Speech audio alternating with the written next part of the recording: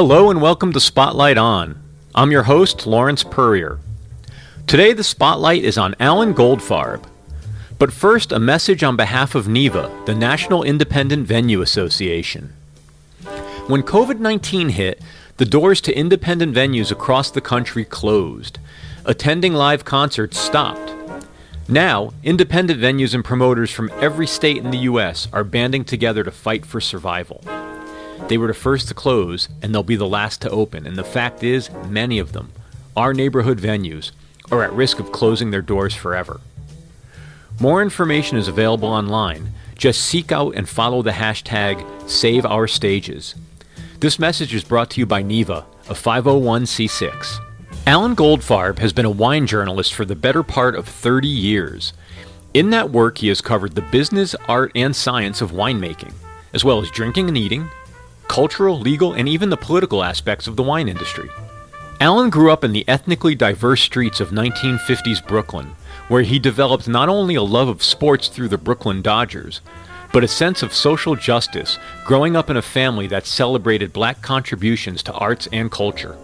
Alan is a direct connection to an earlier type of big city journalist, like Jimmy Breslin and Pete Hamill, who happened to leave this mortal coil less than 24 hours after we discussed him in this very recording. Please enjoy my conversation with Alan Goldfarb. Well, let me start at the very beginning, if I can. Where did you grow up? In Brooklyn. In Brooklyn. I lived in Brooklyn for about 20 years. Where were you? I bet you're not in my Brooklyn. I was in the old Brooklyn, not the new Brooklyn, in South Brooklyn, near Coney Island, in a neighborhood called Bensonhurst. Yeah, it transformed now, I suppose, like most of Brooklyn. Do you get back? I haven't been back for a long time. I've been out here for 45 years, and I've been back maybe half dozen times. The neighborhood was just about 100% Italian and Jewish, divided down the middle. And but now I think there are a lot of Chinese there, which I missed out because Chinese food is my favorite thing. And there must be some really great Chinese restaurants there now. Yeah. I mean, Brooklyn and Queens both are just such wonderful places to eat your way through. It's so ethnic and so diverse. Yeah. I lived in Carroll Garden, so very much brownstone Brooklyn, and but also very Italian. And when I first moved into the neighborhood, there were still gentlemen in the tracksuits standing on the corners. There was no street crime whatsoever. It was the most safe place to be. If a car got broken into or anybody got hassled on the streets, word would go out, and if it was a local teenager or something, they would knock it off pretty quickly. Well, I'll tell you a little anecdote. My Jewish aunt married a Sicilian man in Brooklyn, and my Uncle Tommy, he wasn't connected, or maybe he was, and I didn't know it. However, their house was burglarized one night, and this is a long time ago, so there was lots of jewelry and furs, and as the story goes, Tommy made a call, and the next day they got everything back. That's a Brooklyn story right there. Yes. And so, where I grew up, it was a lot of mafia people. There was no presence, as far as I knew. I was a kid, but there were a lot of mafia lived in that part of Brooklyn. Yeah. And so, can you paint a little bit more of the picture? What was Bensonhurst like? What was the environment that you grew up in? Well, as I said, it was 100%, almost 100% Italian and Jewish, divided down the middle, and for the most part, we all got along. It was lower middle class and middle class, all working people. It's interesting, I say it was 100%, almost 100% Italian and Jewish. It wasn't until many, many years later here in the Bay Area, I was asked to participate in a school professional jobs seminar. And among the people speaking that day was a woman, and we started talking, and she said she was from Bensonhurst too, and her name was an Irish name. And I said, "You didn't live in Brooklyn, in Bensonhurst?" And she said, "Yes, I did." And she gave me the address, which was 2 blocks from my house. I didn't meet a WASP until I went to college when I was 18 years old in the Midwest. That's how insulated my neighborhood was. And here was this Irish woman who lived 2 blocks away. That's so funny.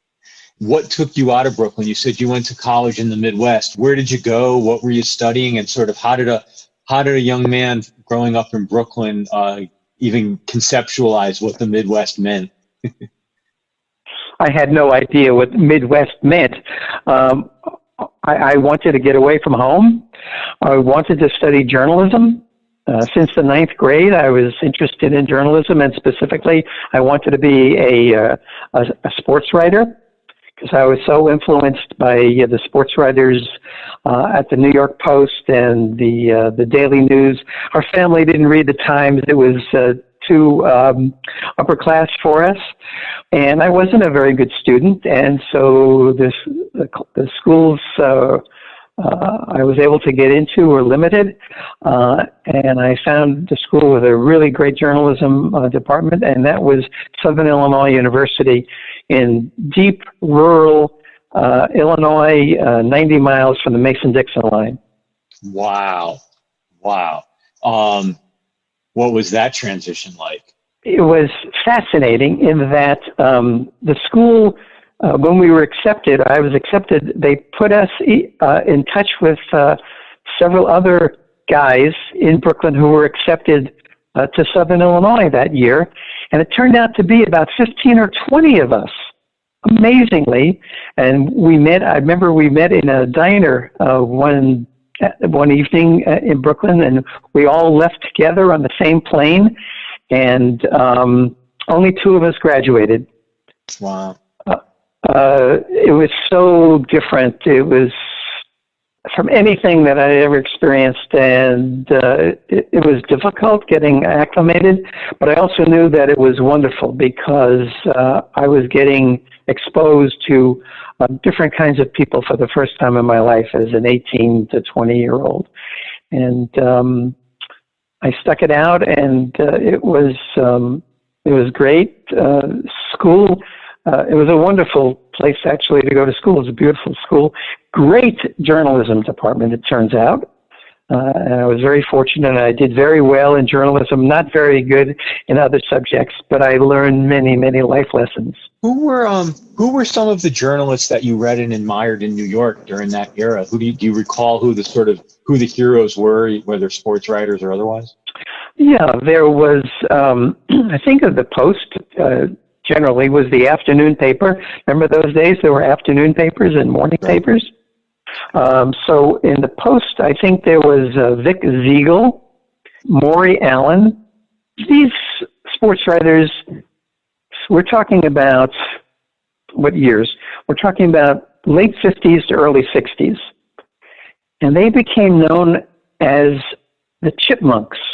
How they got that name, I have no idea. But what they were iconoclastic sports writers. Nobody ever wrote like them before because, remember Howard Cosell's, his motto was, tell it like it is? Mm-hmm. Well, that's how these guys wrote and covered all New York sports.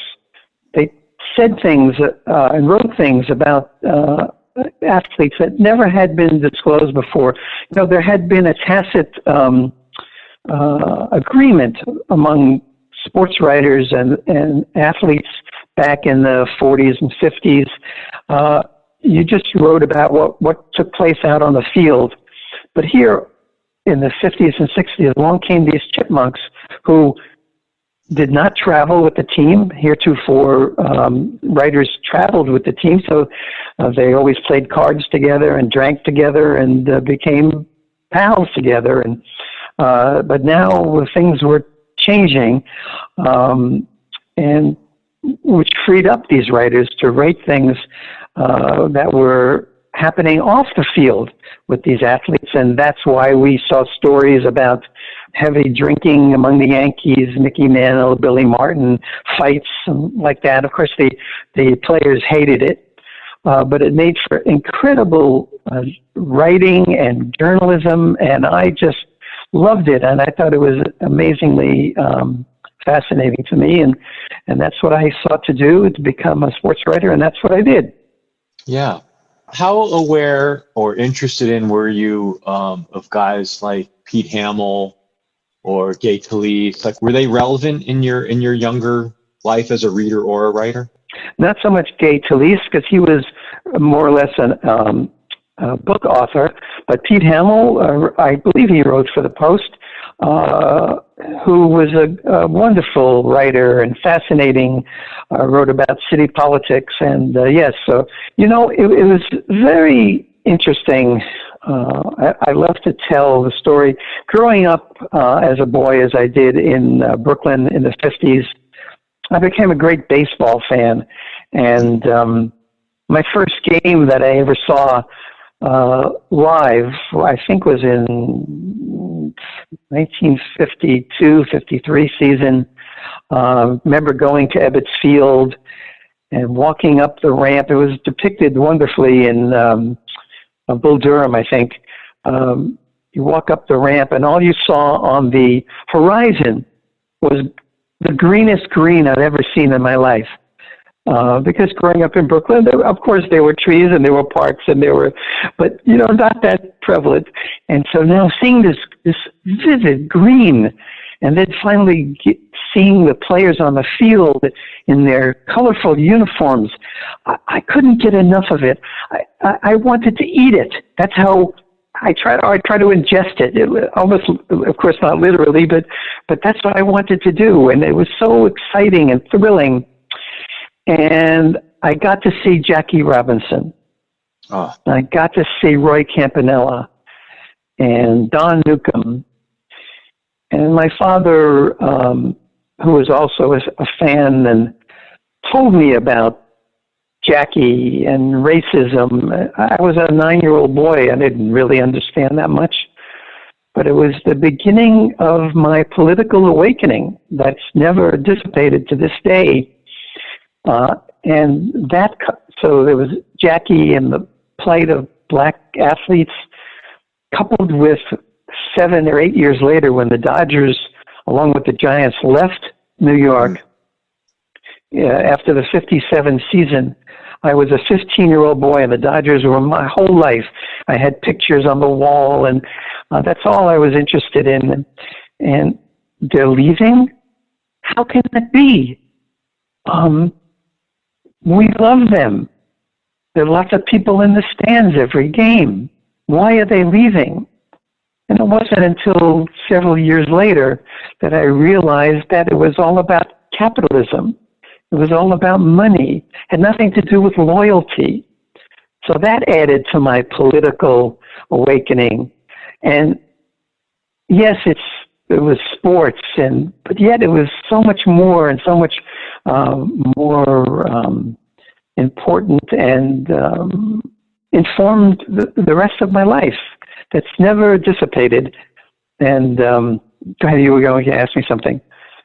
I'm curious about, I hope this isn't too frivolous of a question coming on the heels of what you just said, but how did the Dodgers leaving, if at all, change your sort of relationship to the sport of baseball and your sort of sentiment around the other side of loyalty in terms of like how you felt about teams? Like, did you ever establish the same devotion to another team as you had to the Dodgers?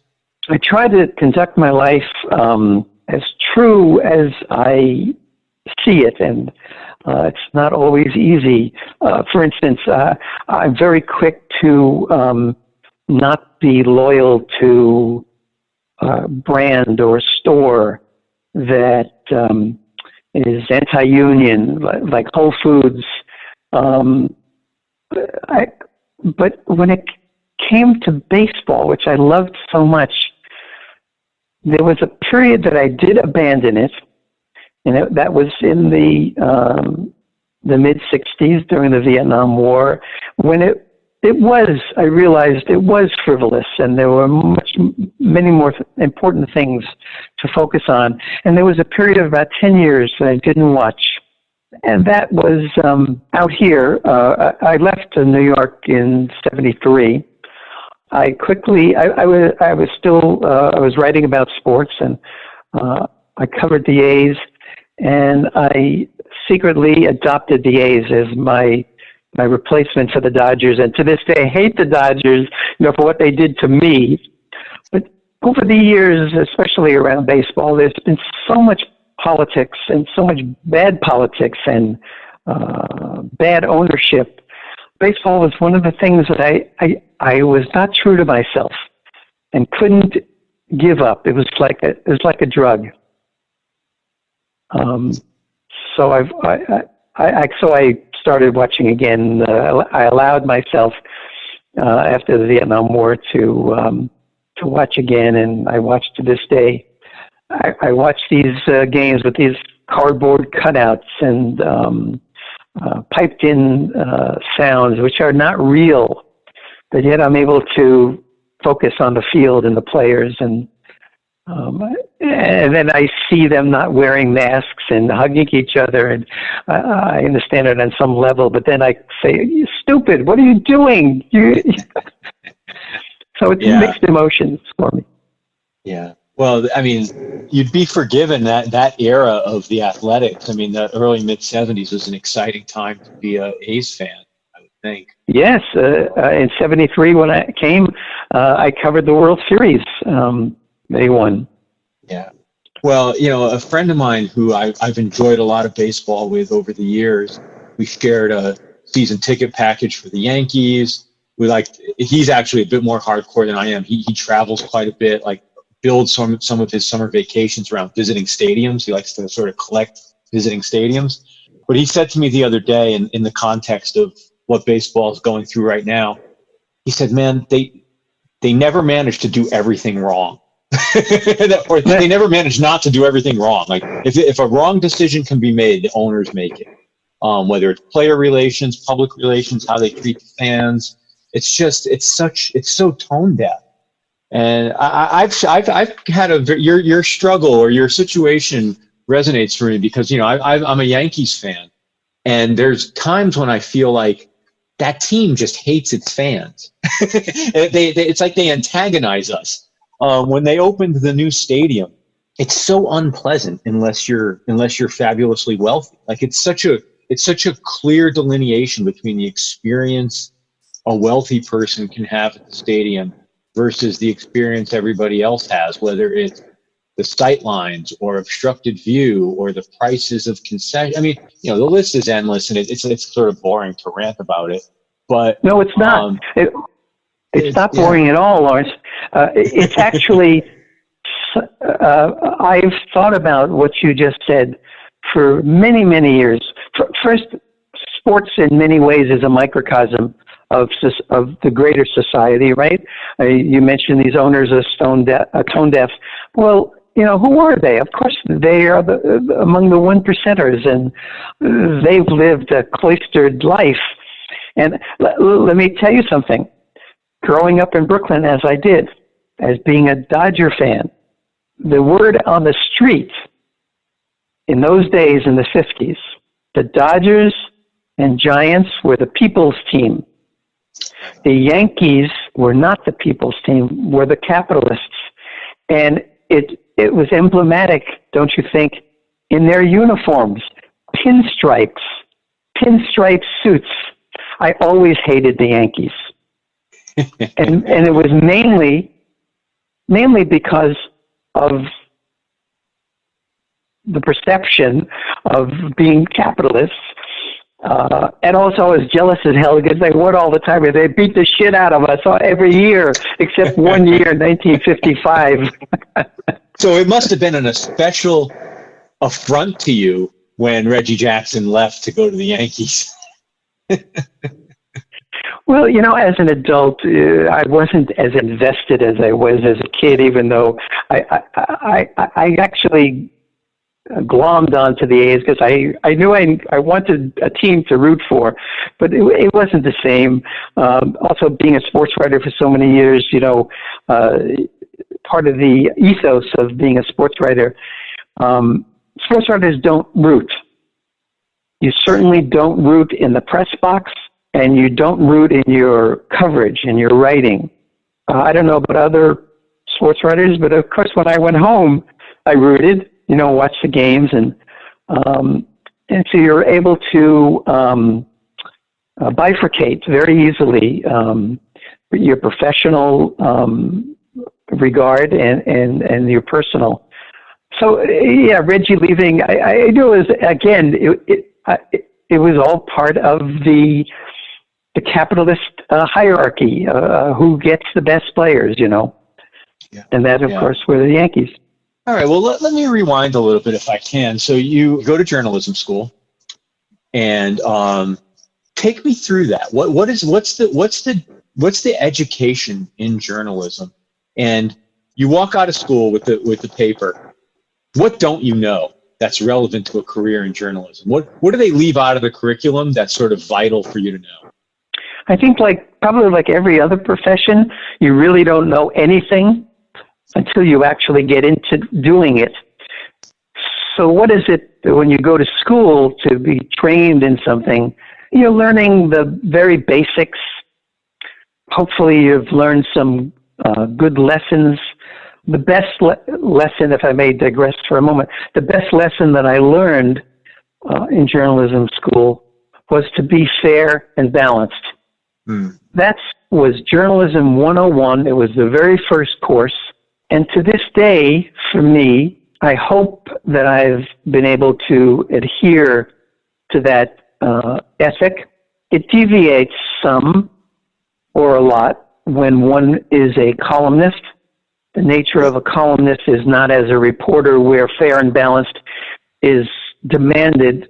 As a columnist, you are able to express your opinion, and I have over the years. But that fair and balanced thing has always been there for me, and it's inculcated in my marrow, and it just infuriates me no end when Fox News can say they're fair and balanced when it's so the opposite, and it's such a lie. So I don't know if that answered your question. You can probe a little bit more on the question because I actually forgot your original question. No, that's okay. I think the topic of like the difference between the columnist or the editorial versus I don't know what the right way is, straight journalism. I wonder if you could tell me a little bit about in the actual practice in the field, is it possible? Or is it sort of forbidden? Can you bounce between the two? Can you be a columnist within the field that you're also doing straight journalism in, or is it once you bridge the divide into opinion work, do you have to make the decision to not go back? How does that work? How does the field view that? Well, the short answer is no, you can't. Once you're a columnist, you can't go back, and most don't. I am not the right person to ask that question of, because my career has spanned, 50 years perhaps. And of those 50 years, I've probably worked for an organization maybe 10 years. So I was always a freelance, generally, most of the time a freelance. And there I went back and forth between straight reporting and columns, depending on for whom I was writing. And I wrote for many different publications simultaneously, being a freelance. So I'm not the exact right person, but take Pete Hamill as an example. He became a columnist. He was a reporter, and then he became a columnist, and that's what he did. He was an opinion maker, and so in general, no, you can't. They have to be separated. Yeah. Just as there has been an unspoken wall between the journalists at a publication and the advertising department. A lot of that has been crossed over into each other's boundaries over the years. It's not as pure as it used to be, and for that, it's a damn shame. I'm sure at the New York Times, the Wash Post, that unwritten separation still holds. Yeah, you'd like to hope. One would like to hope. Right. Yes, and it's very difficult, and things are just not as they once were, and for the better and for the worse. Yeah. So when you first came out of journalism school, you began your career as a sports journalist? Yes, I was very lucky. Almost less than a year after school, I landed a sportswriter job at Newsday on Long Island. In those days, it was a really good newspaper. The publisher was Bill Moyers, but I was stuck out in the far reaches of Long Island in Suffolk County in Ronkonkoma, and my beat was as a high school reporter. No kid. So covering high school sports, huh? Yes. Yeah. That's amazing. That Newsday. That's stunning to me. In fact, I consider myself a bit of a nerd about Bill Moyers, and I don't think I knew that about you. So you filled in a blind spot for me. He was a very short-lived publisher of Newsday. Yeah. I remember bumping into him one day on the stairs at the paper. I probably just said hello or something like that, and that was it. But I was glad that I was affiliated with him. Yeah, what an amazing career he's had, and yes. Such important work. His broadcast journalism is just yes. When he left television for the last time after that PBS show, I mean he was so good during the Afghanistan and Iraq wars, leading up to I don't remember if he was on through the financial crisis. I just his stories during the mid-aughts were just so incisive and such clarity, huh? Such clarity that he spoke the way he spoke and the way he laid out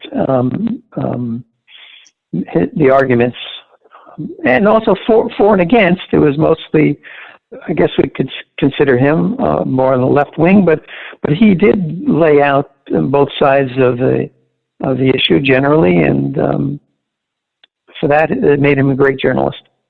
Yeah, and you know, having that authority of multiple decades of perspective, you know, he'd seen so much. He'd seen so much. Amazing. So you spoke earlier about sort of the you didn't quite say it this way, so forgive me if I paraphrase wrong, but a bit of a social awakening, or at least an introduction to social awareness through your dad and through sports. And could you carry that thread forward for me into your adult life, and how it paralleled and or intersected with your journalism career? Well, it was mostly social awareness and political awareness.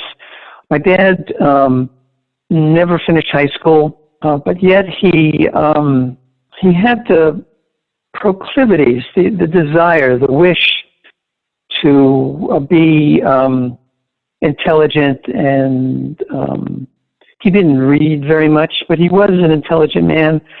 He was a good thinker, but not good enough because he didn't have the education or the exposure, actually, because he was more of a very lower middle class growing up in Brownsville and Coney Island.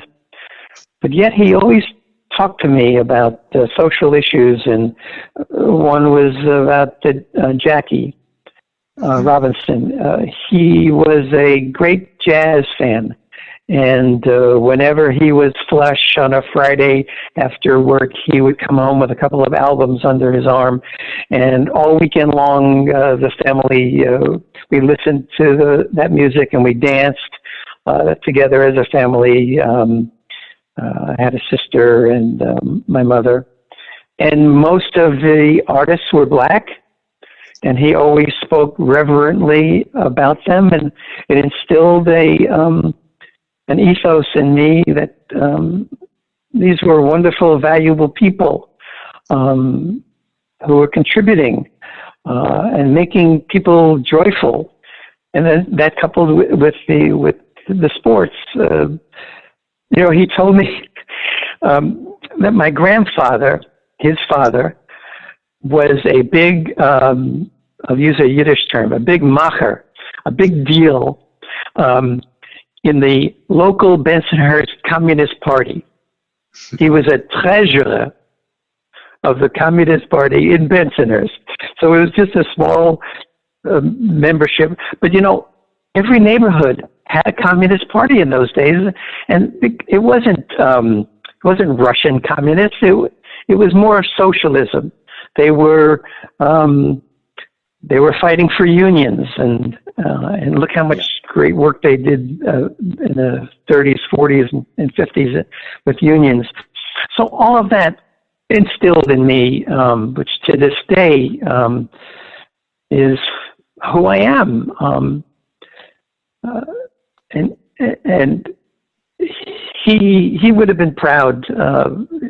He lived a long life. He lived till 92, died only about 7 years ago.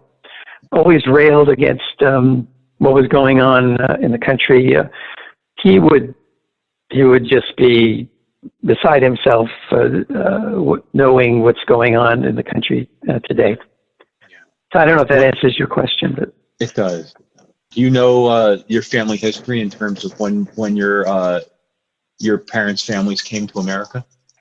I don't know much about it, and it's always been a source of curiosity. As the story goes, both mother and father's families came over from Poland in 1914, just as World War I was breaking out. And as far as I know, we didn't know anyone who was lost in the Holocaust. They must have left family behind, but they never spoke of it. But my grandfather, the name was Goldfarb, but as the story goes, the family lore is that wasn't his real name. It's not a Polish name. I don't know. It's more German, I think. But he thought that the only way he could get into America was to have a relative here, and he had one friend whose name was Goldfarb, and that was the name he used. That's how the story goes. So we've never been able to prove or disprove that. My cousin and I have searched high and low over the years to try to find out the truth, but we've never gotten very far. So I don't really know the story of my family, only that both sets of family came from Poland. Yeah. Well, I would imagine the name change sort of gives you a dead end with genealogy. That's right. Genealogy. Yes. Yeah. Yes. We have a name, but we don't know how to pronounce it, or we don't even know how to spell it. How does it come to pass that you spend the majority of your career as a freelancer? That seems like a very it's an intentional but a difficult choice, or you didn't take the easy road, it sounds. No, I didn't.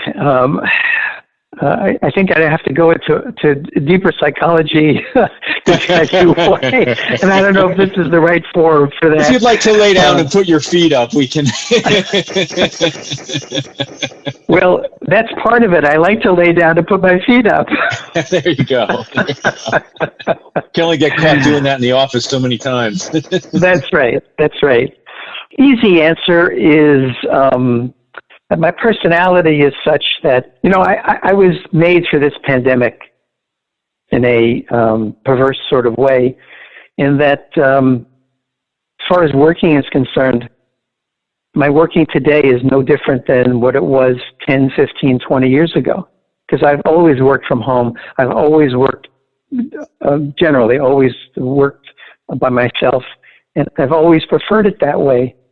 And the few times that I worked in an office, I didn't really like it. It wasn't really me. I felt constricted. I'm a social person, but I also like to be by myself and be alone. It's a dichotomy. Did that path allow you to pursue more diversity of subject matter, or not necessarily? Was that an element to it? When I came to these shores, the left coast, in '73, I quickly realized that the number one sport in the Bay Area was food and wine. Not necessarily sports. And while I continued writing about sports off and on for about 10 years, I was always attracted and excited and thrilled about food, and then secondarily wine. And it wasn't until years later that I realized where that came from. I mentioned my Jewish aunt who married a Sicilian man in Brooklyn. And they had more money than us, and so they had the finest cuts of meat and great breads. And Esther became an incredible Italian cook. And we were at their house almost every Sunday for Sunday supper, as Italians want to do at about 4 o'clock on Sundays. And the food was magnificent.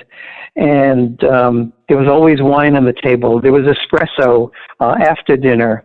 We're talking about in the 50s. And my aunt was also beautiful. She looked like Ava Gardner. And I was in love with her.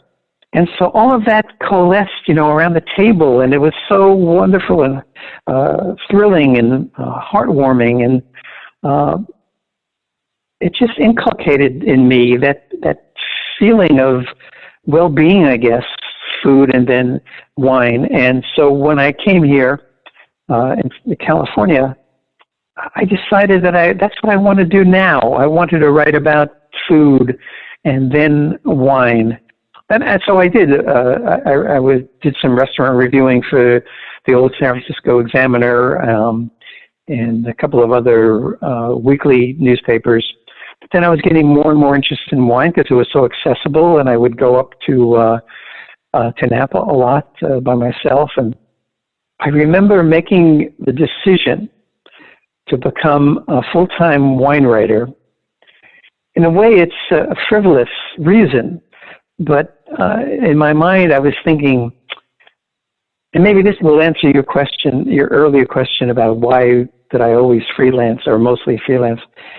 There was something about being a sports writer, especially around my friends that I was hanging around with, who were intellectuals and into politics, and sports was frivolous to them. And I thought, well, maybe if I write about wine, it'll be more accepted and more elevated. And that's what helped me make the decision to leave sports and to begin writing about wine. But I approached it from a multifaceted way, wine writing, in that most wine writers taste wine and review wines. And I did that as well, but I wanted to broaden the scope. And so I covered wine from an agricultural viewpoint. It was an agricultural product. I covered it from a business standpoint because it was a viable business, an important business in California. From political standpoint, there are a lot of politics involved in the wine industry and how they conduct their business. And so that's how I approached it, and I consider myself a wine journalist, not a wine writer. Yeah, I can understand. So that's how I not only rationalized it, but I also found a niche for that expression. Yeah. And the wine industry that you started to make your way into, I'm assuming roughly 40, 45 years ago in California. What would be some of the biggest markers of change in that industry? How has that, as an observer, how would you talk about the last 40 years in the California wine industry? I started writing, I remember having my first wine column in 1981 at a little paper out in Pleasanton. And so I covered the Livermore Valley, which in those days was 90% Fuente. And then I did that for only about a year and was let go in a economic purge, actually, what it was. And I'm digressing a bit here, but I'll get back to the premise of your question. I couldn't find a job back in journalism, so I opened a coffee house in San Francisco in 1976 because I wanted. I was in a place in the city called Glen Park that to this day not that many people know about. It's right in the center of the city, and it was an enclosed neighborhood. There were hills on one side, and people were beginning to come over from Noe Valley because they couldn't afford to live in Noe Valley any longer. This is in the mid 70s, and so there were artists and musicians and poets beginning to live in Glen Park, and I wanted to be around those folks. So I opened this little coffee house, and sure enough, I had artists and musicians and poets come in all the time, and it was fabulous. But I was a terrible businessman. I had it for 5 years. It was actually the hardest work I'd ever done in my life, and I learned more things about food in so doing. But I sold it after 5 years, and it's still there to this day. I opened in 76, and this is to 2020. So how many years is that? Higher Grounds is still there. Wow. And I'm very proud of that, actually. But then right after that is when I began seriously writing about wine, and I took a job as the wine editor of the Helena Star up in the Napa Valley, which was a minor league newspaper in the major leagues. Here I was covering wine, covering the New York Yankees of wine. Yeah. And I did it for 3 years, and it was an amazing experience. I was at the peak of my my writing powers. I became, I thought, a really good journalist and a really good writer. And it was a weekly, and so I did a winery profile. I did a business story or an agricultural story, and then I had a column. And in the column is when I expressed my thoughts and opinions, and leaning on those chipmunks, sports writers. When I was growing up in Brooklyn, I wrote my column as they wrote their columns, and they did it with irony. And irony gives you a sense of pulling the punch, but really saying what you think needs to be said. And that's how I wrote this column, and I survived for a while. And I made a lot of enemies, but I also made a lot of friends who were hip enough to realize what I was saying and how I was saying it, and were able to read between the lines. And that was a great experience for me. That's incredible. I would also, I'm overlaying this onto what you just said. So if it's a bridge too far, I'll retreat. But it would also seem no such things, Lawrence. No such thing. That voice at that period of time, given the change that was going on, I would think in the wine industry, in terms of specifically new entrants or people from outside the sort of first generation or so of California wineries, as new people, whether it was like the Coppolas or, that's just a name brand, but as other people came in from the outside world to grow and penetrate that industry, I would think that voice in particular must have been one that appealed to them as they were coming in as outsiders and dealing with an entrenched environment. I'd have to think that it was very timely. Well, it was timely, and I thank you for getting back to your original question, because I had forgotten what it was and what changes did I see, and I didn't answer that.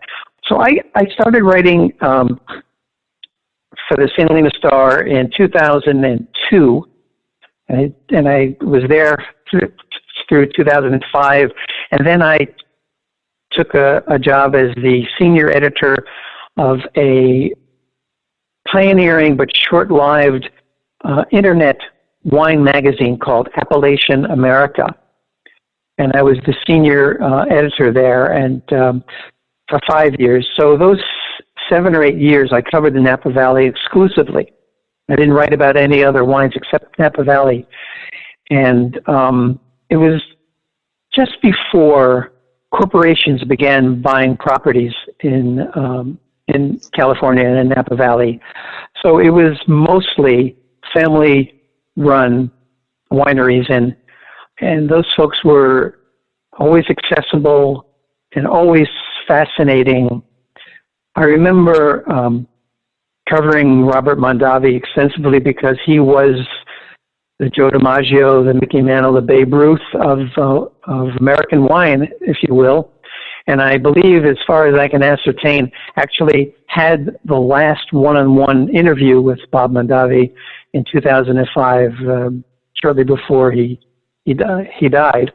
So in that period, in 2005, he sells Robert Mondavi to a corporation for $1.2 billion. It was Constellation Brands that he sold the Robert Mondavi winery. And since then, the wine industry has changed tremendously, become very corporate, and there's no Robert Mondavi. There's no spokesperson any longer in the wine business. Wine has become, for the most part, a commodity. I remember in the 90s going to many press conferences in which the wine industry almost were slitting their wrists, worrying about they're going to lose an entire generation. Which generation was that? The baby, not the baby boomers, the Xers, the Gen Xers, who were not interested in wine, which gave rise to much of the wines that we see today out of California, of big, showy, sweet, alcoholic wines. Because after all, they figured out the Gen Xers were being weaned from sweet drinks like Coca-Cola and iced tea, and this is how they're going to drink wine as well. And sure enough, they were correct. And they did a great job in marketing. And I railed against those wines, but what the hell do I know, right? Because they did so well. But to me, those are not wines to be consumed with food. And that's the only way that I drink wine. I don't like standing up wines at a cocktail party, walking around with a glass of wine. I don't drink alcohol, believe it or not. I'm not a big, I like a vodka every so often, and I drink wine, but I only drink it with food because it's an augmentation of food. And in a way, it's kind of sacrosanct to me that it shouldn't be abused.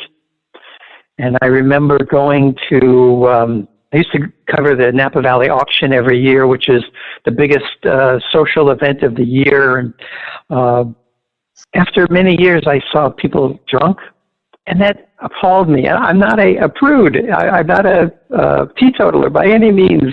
I think alcohol can be a wonderful thing. But I was appalled, and it was being abused, and it wasn't sacred any longer. Or sacrosanct, maybe is a better word. So that's how it's changed. And do you remember because of what was it? Film took place in Santa Barbara. I know what you're talking about. in which Merlot was derided and Pinot Noir was the thing.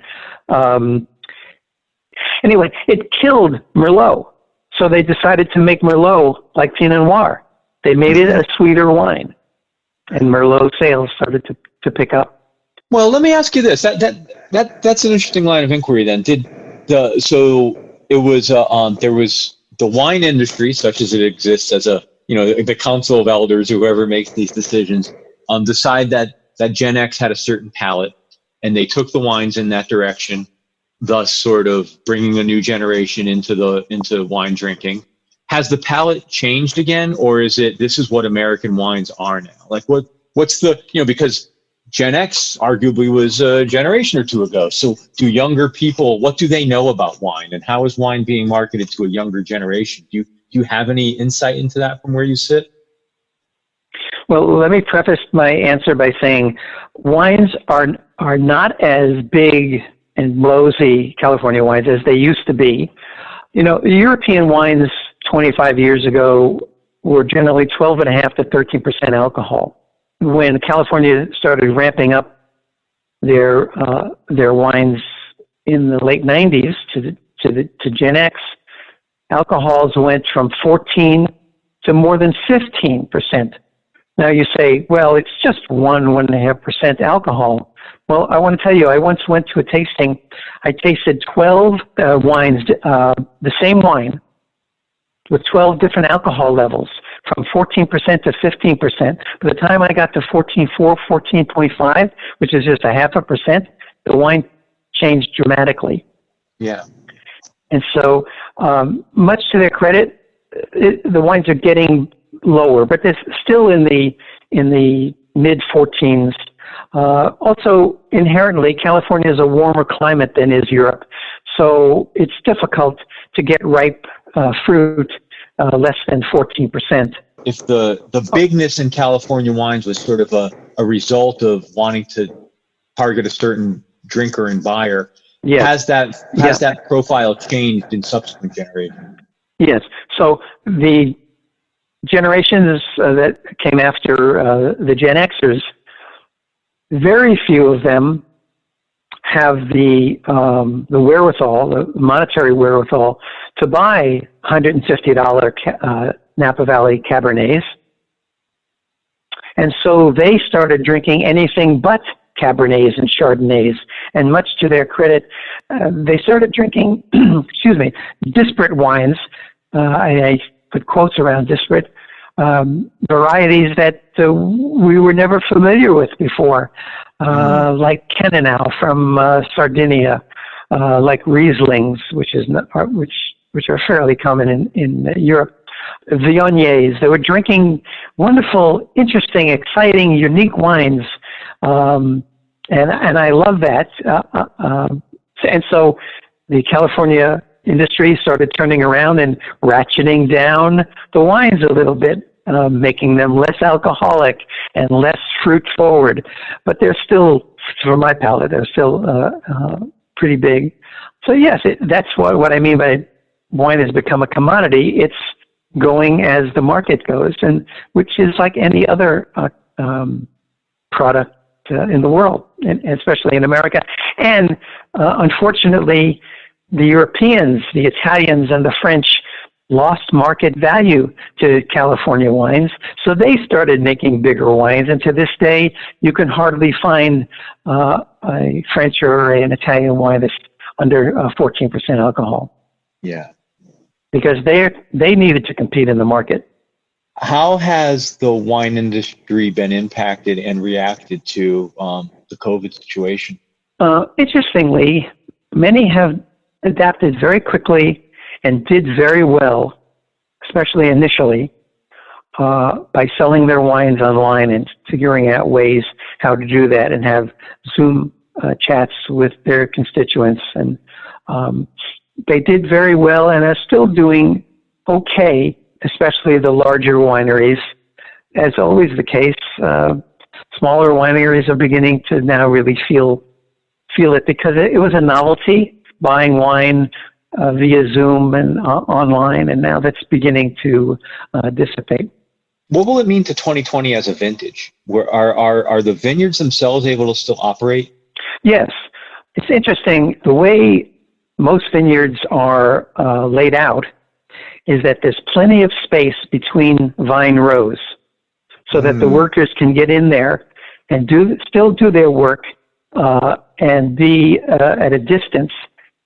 However, that said, it's getting more and more difficult to find vineyard workers because most of them were from Central America and most Mexico, and we know what's happened there with the border, and so it's getting harder and harder to find vineyard workers. So I don't know how it's going to shake out. It'll be interesting in the next year or two to really see the ramifications of what's going on now. Yeah. What makes a satisfying journalistic piece for you? Like at this stage in your writing career, do you like the profile of a business person? Do you like a commentary piece? Like what gets you off as a writer? Well, because I always liked the platform of a column because I always like to spout my opinions, and but those are few and far between. One has to be affiliated on a regular basis with an outlet, and unfortunately, I am not. So I love writing profiles of people who are maybe disparate to a certain topic, people who are unknown. Because as a journalist, you always want something new and fresh and a scoop. You know, we used to use that word. So I'm forever on the hunt for things like that, as many journalists are. You want something all for yourself, to yourself, that nobody else has thought of before. And of course, that's very, very difficult and few and far between. But that said, let me say that over the last 5 years or so, I've been fortunate, or actually a little longer. I've interviewed some characters about wine who you'd never associate with wine. For instance, I wrote, and you should pardon the expression or the political leanings, I wrote several pieces on Kenneth Starr back in 2005. If your audience doesn't know who he is, he was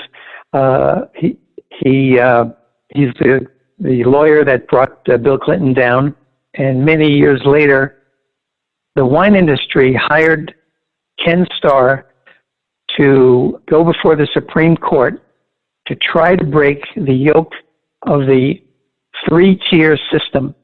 A consumer couldn't buy wine directly from the winery. You had to go through a middle person, a middleman, and of course, that's why wines got more expensive, because the middleman would step on the wine also and take their cut. And so they hired Ken Starr to break that. And sure enough, he won in 2005 Supreme Court decision, which now has given rise to direct-to-consumer wine sales, which is in 2020 enabled wineries to sell directly to consumers online. Heretofore, it wouldn't have been possible. So I spent time with Ken Starr while he was in the midst of that in 2005. And I wanted to hate the guy because I hated what he did what he did and his politics. But being fair and balanced, I actually liked the man. He was very personable, very smart. And I remember riding in his car one day. He just had a grandson or granddaughter. His daughter lived in Walnut Creek, and we talked about that. And it was nice one-on-one conversation. Years later, I interviewed, again, pardon the expression, Rupert Murdoch. Now, what does Rupert Murdoch have to do with wine? More fair and balanced. He owns the only vineyard in Los Angeles. Wow. High above the 405, across from the Getty Museum, the new Getty, is his winery called Moraga Vineyards. He has, I think, 8 or 10 acres up there. If you're on the veranda at the Getty, you can look across and see his vineyard. So I interviewed him about that, and I was told, I wrote that for Wine Spectator. I was told by Murdoch's publicist and my editor at Alta Journal of California, who I've written a few pieces for, that I wasn't to write about politics, which really pissed me off no end. It's the first time that an editor ever told me what I can't, or could and cannot write. But this was during the campaign in 2016. So I managed to get in a couple of political questions, which he didn't really answer. And then also for Alta, I spent time with Francis Coppola. That was very interesting. And so I wrote a profile, not a profile, but a piece on him. He has the Inglenook Vineyard in Napa Valley, which fell into disarray, was bought by many corporate entities over the years, and he was trying to resurrect it. And the premise of the piece was asking him, how are you going to resurrect this when the image of Inglenook, really in many circles to this day, is of is plonk, is a $3 wine. Well, he's selling Inglenook now for $225, and it's actually great wine. And so those are the people that I like to write about. And as we speak, I'm working on two projects that are not wine related. Actually, one is. I'm sorry. I'm working on a piece on the first black vintner in California, named of Mac McDonald. He's up in Sonoma. You know him? You know of him? No. That just sounds like a fascinating piece. It is, and we're working out the parameters with that is for Alta, and he's a wonderful man, Mac McDonald is, and then I'm in the beginning stages of working on another piece, which just fascinates me to no end. And if I can pull it off, I think it's going to be a great story. You're a sports fan, Boris, baseball, right? Primarily, not much baseball, more outside of baseball. Yeah. Well, this is a baseball story. Oh, great! In a manner of speaking. So the question is, who was the second black player ever to be signed? The operative word is signed to the major leagues. All right, I'm gonna venture an answer. And the horrible thing is, no, actually, I know I'm wrong. I was just thinking about there was a gentleman who traveled with Jackie Robinson, but I think he was not I don't know if he was on the major league team. All right, go ahead. What were you going to say? You might be onto the. I think that I only know this because I just read an article about Jackie Robinson the other day in the New York Times, and there was a gentleman who traveled. Yeah, who traveled with him to Florida to the training camp. You're right. You're on the right track. Most people say Larry Doby because he was the second player who made it to the majors after Jackie Robinson, and he was the first black player in the American League for Cleveland. But the man to whom I'm referring, and whose name you probably came across in Meacham's piece the other day in the Times, was Johnny Wright. And the Dodgers signed Johnny ostensibly to be Jackie's roommate or companion. And nobody has ever heard of Johnny Wright because he never made it. As the story goes, whereas Jackie was strong and stood up to the racist taunts, Johnny Wright apparently did not. And I haven't been able to substantiate that because there's hardly anyone alive who knew about Johnny Wright. Even his daughter, who I reached this week, she's told me her father never spoke much about his baseball career, and so she doesn't know anything about how he felt, and that's what I want to write. How did Johnny Wright feel the day that he and Jackie Robinson stepped on the field in Florida for the first time, and Jackie was mobbed by the media, whereas nobody paid attention to Johnny Wright? How did that make him feel? I asked her that, and that's what I want to write about, and she couldn't tell me, and I'm running into a roadblock, and that's what I'm looking for. How did he feel not making it to the majors? as Jackie did, and then falling into obscurity. In the latter part of his life, he was a janitor and a driver for a gypsum company in Louisiana, from where he was from. I'll look forward so to reading those that. are the kinds of stories those are the kinds of stories I like to write. Yeah, I'm hoping that you stumble across the lost or forgotten diary or something that lays the story out. Yes. Yeah. Right. Wow. That's right. Yeah. I'm hoping for that too. Have you ever written about music? I did for a very, very short period of time in the mid '60s. I did some record reviewing.